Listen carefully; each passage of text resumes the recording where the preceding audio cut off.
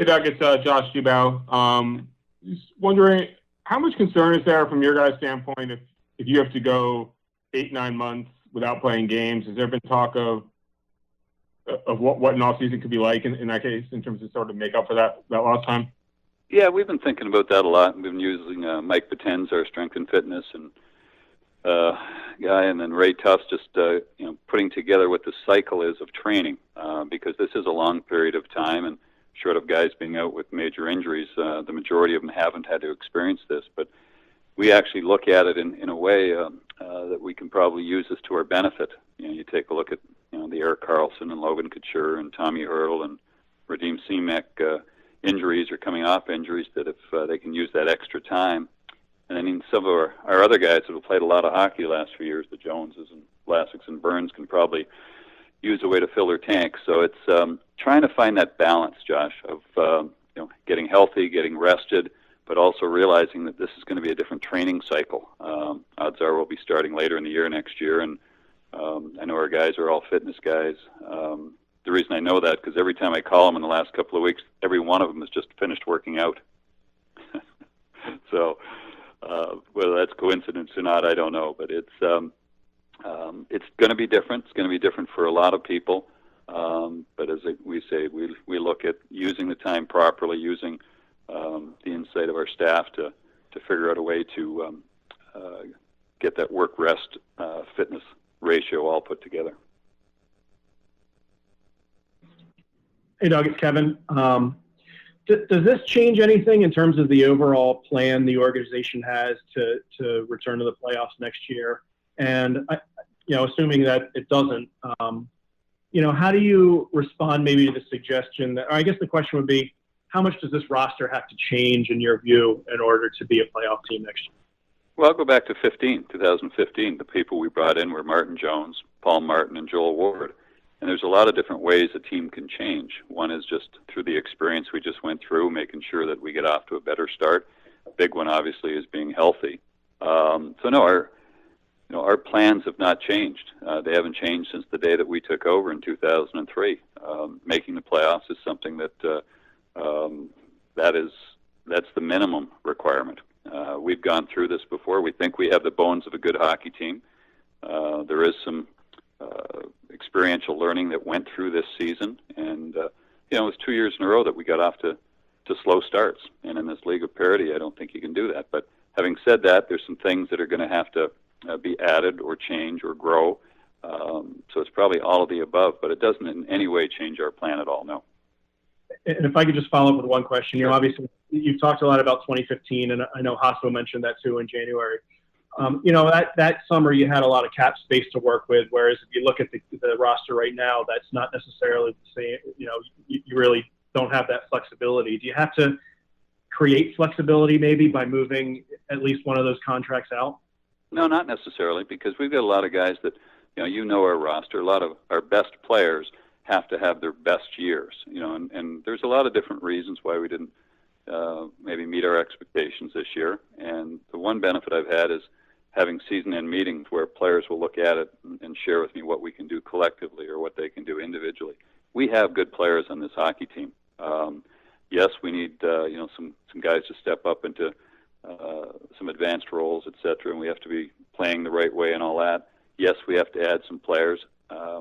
How you add players can come in many different ways, right? UFA market, trade market, internal guys come in, some guys that maybe you just signed in either college or European free agency. So, yes, this team will be different. How we get there, it's no different than a lot of teams are going to have to deal with, because the cap is probably not going up. So there's probably 20, 22 teams that have to experience that. But every team is looking at ways to get better, and we will be doing the same.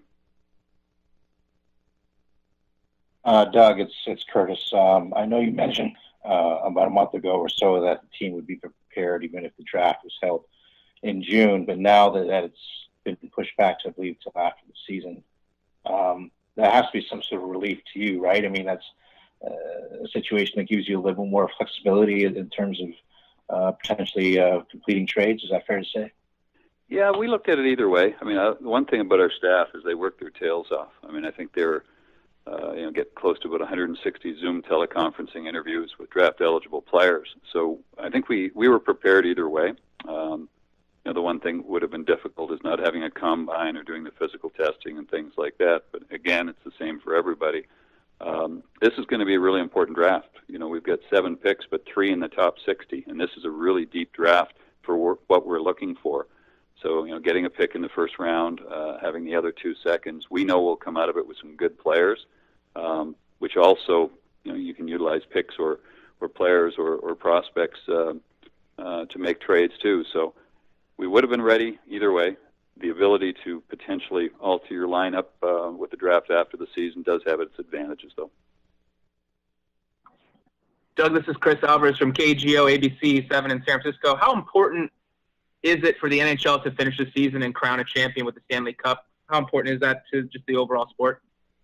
Well, I think it's important. I think the league, the Players Association, all have worked really hard on this. But make no mistake about it, and that's the beauty of hockey players in our league, and the health of our players, our fans, our community, society is the most important thing. So today was, coming out with the format that will be going forward. But I know everybody's going to defer to the proper health officials when it comes down to decision making. I mean, we all miss sports, we miss watching other sports, but the health of our society is by far the most important thing. Hey, Doug, this is Sheng. Both Erik Karlsson and Brent Burns, you talk about the bones of your team being strong, and both of them had down seasons offensively. What gives you the confidence that they in particular will bounce back? And can you tell them anything on how to rebound, from your own experience as a Norris Trophy winning top offensive defenseman? Well, I think in Eric's case, it's going to be health. I mean, this is the one benefit that he's going to have. He's going to have all the time now to get healthy and to get that elite level fitness that great players have and that he's been able to have in the past. So this extra time for him will be very beneficial. I think Burnsy, the same thing. He had a couple of things that were dinged up and all that. They care a lot about how we play and the performance that we have. It's what makes them great players. The structure of our team, how we play. I think the last half of the year you could see us playing a more detailed style. It was a little bit more connected and committed to how you want to defend. Because one of the things that troubled us and really put us in the position that we did last year was how we defended. Here we were the best penalty-killing team in the league by quite a bit, which is basically using the same goaltenders, the same defensemen, and most of the same forwards. We need to apply that mentality to 5-on-5 when it comes to defending. When it comes to attacking offensively, we want to activate people like Eric and Burnsy.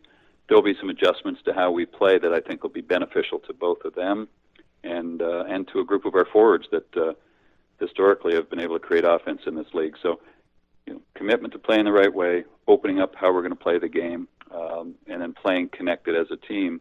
Those are the things that all good teams in this league have to be able to do. I was just wondering if you could update us on what Bob Budner's status might be. We are still in the process. I've talked to all our players. I've been talking to Bob quite a bit lately, talking about just how we want to play and some adjustments and some things that were learned through not only our team this year, but around the league, what works and what doesn't. So it's a process that's ongoing. Very difficult to come in and coach a team halfway through the year. You don't necessarily have all the ingredients in your staff that you want around you, even though, Roy and Reach and Navi all did a great job.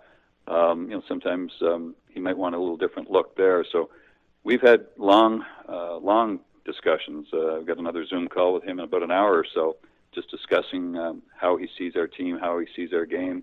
I think he came in and did a very good job. Our team was certainly playing the right way.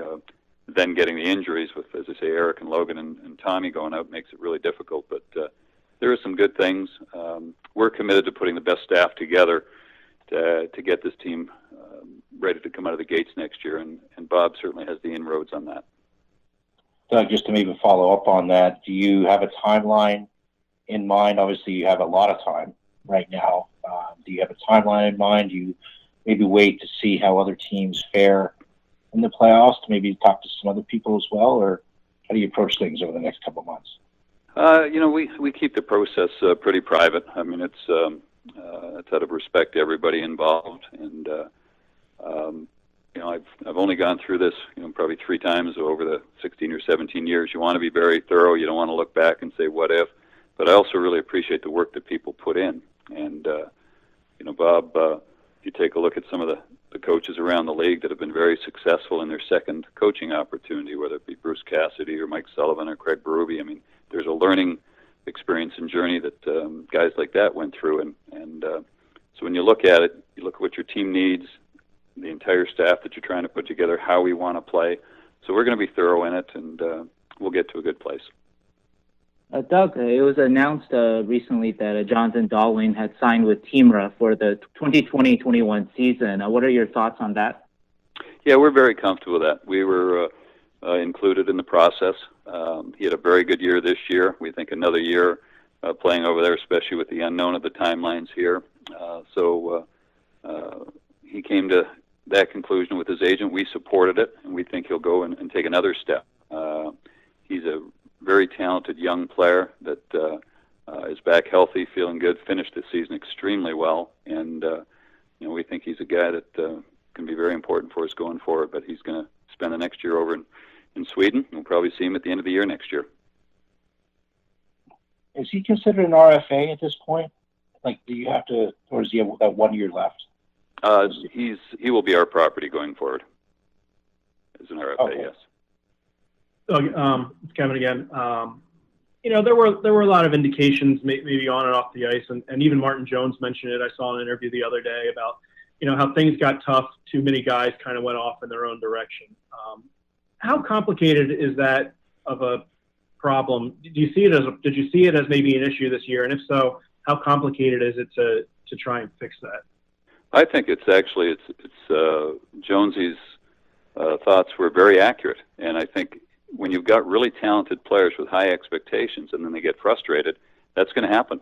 And I view it as a good thing, because what happens is you get caught in between trying to do too much, caring too much, getting frustrated. I'd rather have that than apathy where people didn't care. What you have to do is collectively say, okay, that didn't work, right? Now let's pull it all together. And when you see players trying to do too much on the ice, and maybe it was part of the phase we were going through with the evolution of leadership and guys stepping up in roles, when you try and do too much, sometimes you end up doing too little. And we didn't play as well. We weren't as, when I use the term connected, we weren't as well connected as a team, strategically, tactically, how we play as a group, but also as a group. And what's good about our group is every single player that I've asked at the end of the year, they start off by saying, this is what I can do better. And that reminds me, when I go back to the memories of 15, it's as much that as it is anything else, because every year and every team is different. But these guys care, and we believe in them. They've shown what they're capable of doing. But we got off track. We didn't get off to a good start. We were chasing our tail. October, we were awful. November, we were one of the best teams in the league record-wise anyhow. And in December, we were awful. So we knew, and I think that's where the frustration really got elevated, we were capable of playing some good hockey. Now, were we a great team? No, we probably weren't a complete team. But we knew we were better than we were playing. And that frustration, that's okay. It's now how we channel that, where our focus is, what we do this off-season. And they care. And I thought Jonesy was very honest, and he was self-evaluating himself, too. He needs to put and get the time to put the work in this summer to get his explosiveness back. I thought Navi did an excellent job with him. The time that he took off got him back on track. But I got to credit Jonesy for, one, being honest about himself and about where our group was at. This is Chris again from ABC 7 in San Francisco. Obviously, with health and safety in mind, as we mentioned, and the NHL's proposal today highlights that very specifically. But when it does get back, how does hockey returning to action and all these other sports help the healing process and everybody kind of getting back to normal, at least in a sports view? Well, I think that's the thing, the beauty about sports, and look at our community and our fan base. Everybody, even if they have different jobs or different backgrounds or whatever it may be, everybody can rally around their team. And I think it gives people the ability to turn off listening to all the the heartbreaking stories you hear and the health issues and all that. And if you can turn your brain off a little bit and rally around something that you enjoy and is very communal, that's a good, healthy thing. But again, it's got to be done in a healthy and safe manner that people can congregate together, and that's really what everybody's trying to do, is how is this safe? Again, players, hockey staff, fans, our community, everybody. And I'm proud to say that our owner and our league, that's what they're trying to do also in conjunction with the players. Doug, it's Josh again. What talks have you had with Jumbo during this time, and do you expect him to come back next season?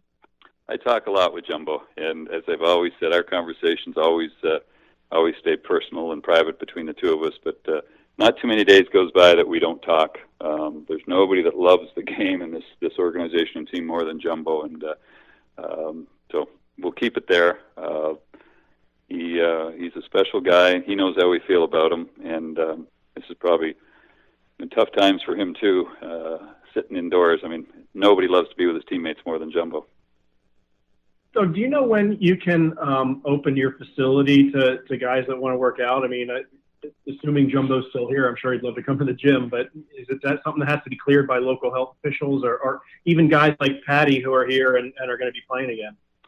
Yeah, we'll get, I think you've seen the extensive protocols that have come from the league. I think it's 29 pages in length, but the local health officials always have the final say on what we can do, when we can do it. And so that is really the status of that.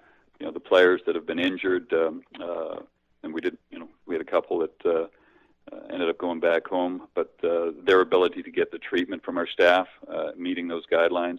As far as expanding that and opening it up to more, that will be decided by the local health officials for sure. Which then would include, I think, as you saw in the protocol, somebody like Patty, but because he lives in our community, and those people will be eligible in due time when and if the local health officials allow that to take place.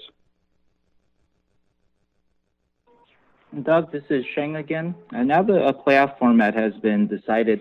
Was there ever any serious possibility of a 31-team playoff, or that was really never in the cards? There's always kind of a limited playoff. I think you'd have to ask Gary and the Players Association. That was a negotiation between everybody. I think they'd talked about many different formats. They came to the final conclusion after probably many hours of discussion that this is where both sides agreed upon, which is the 24-team format, which I'm sure some teams agree with, some don't. But I don't know if it ever had any legs for 31 teams to enter into the playoffs once we knew that the regular season was not going to be completed.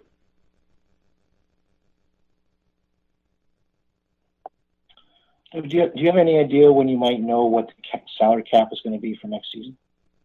We don't. We don't have a timeline on that. I mean, it's we have our whole list of action items that we have to, be prepared for. One was the draft, which obviously, we were preparing to have it as soon as early or mid-June. One of the other ones was the college free agents and European free agents. So we go through our punch list of things.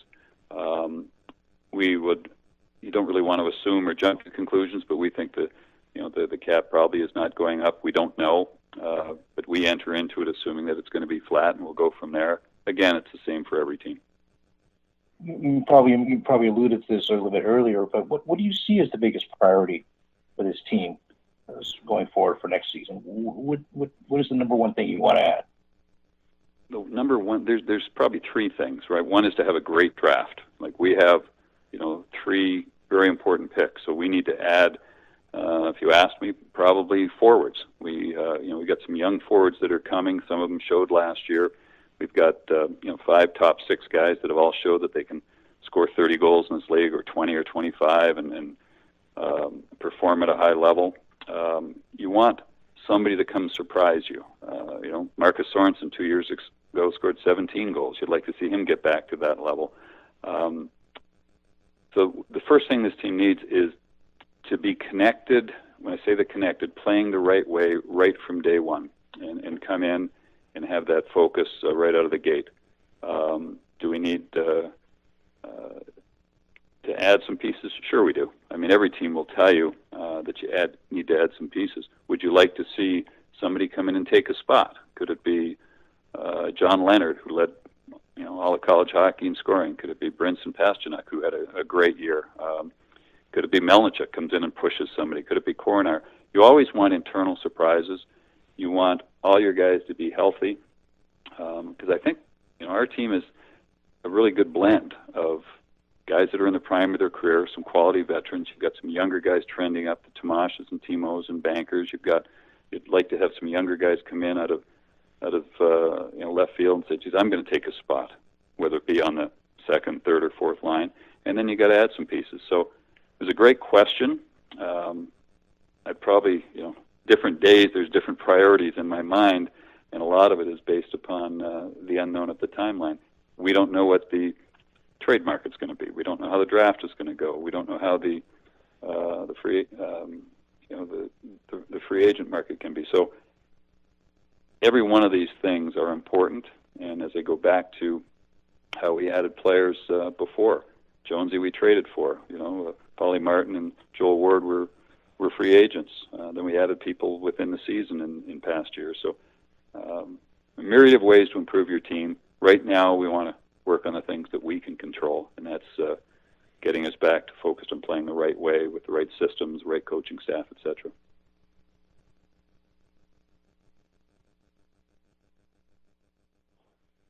Because it could be such a long time until the Sharks are able to have a camp in the fall or in the winter or whatever it might be.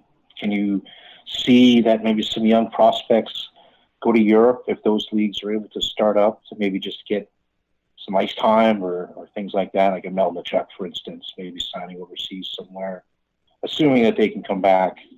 Yeah, I think it's a really good question of how we grow our players from now to then, because you've got, whether it be junior leagues or college hockey or American hockey, we don't know how those schedules are going to transpire.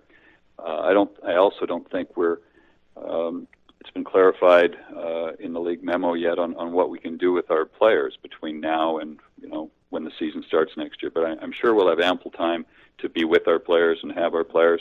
I think a group of the guys certainly want to play for the Sharks. In Jonathan Dahlen's case, we talked about him having one more year under his belt there.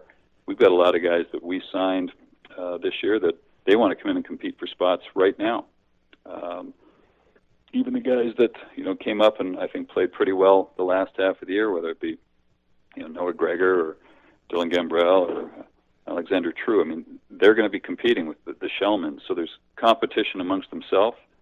They also understand that we as a team, if we can add people from the outside to make us better, that'll be competition. So there'll be a boatload of competition, but I think the players that I've talked to that we've signed, they want to be ready and available to come and compete for us when the season starts next year here in San Jose. Speaking of Tomas, the last time we spoke, you gave a very positive update on his injury. Just want to follow up on that. Are things still trending very well for Hurdle? He's doing great. Yeah, I talked to him about a week ago, and Ray talked to him. He's doing extremely well. He's been through this before. He worked. His work ethic has been phenomenal. It's when you take a look at guys, him and Radim Semak, and Radim worked his tail off too, this extra time, and again for Logan and for Eric. Like Eric, had a shortened summer a year ago with his abdominal situation. Now he'll be able to train. The hand is great. Everything's feeling good there. So whether it be Tomas or Logan or Radim or Eric, the healing time and healthy time, and then on top of that, getting to that elite level of fitness that's needed, they'll have all the time in the world to get all that done. Doug, I got to ask here. Obviously, Hasso is a highly competitive guy. He has high expectations for this team. Do you look at a situation this is an important year for you too, professionally? I don't look at it that way. My job is to do what's right for the organization, not do what's right for me. The team always comes first. We've been very fortunate to have very successful teams for a long period of time. The key is to bounce back and to be honest in your evaluation. There's things that we could have done differently, things that we would have done differently. So now, when you go through that review, I want want this team to do the same things they did in 2003. When people said, well, boy, this team's not going to be able to do this. Well, they did. 15. Some of the comments that were being said, I get it, and well-deserved. We did not meet our expectations this year. But I do know this. We've got some really good players that care a lot, and so that's how I look at it. Every year is a different year, a different team. We do not take missing the playoffs lightly, and we're not a team that's going to go into this, long, protracted rebuild. I'm excited. You can ask me about the draft if you want and those picks, but I'm also excited to have an Erik Karlsson be 100% coming in the prime of his career to play the way that he's going to be, and he's a driving force for us.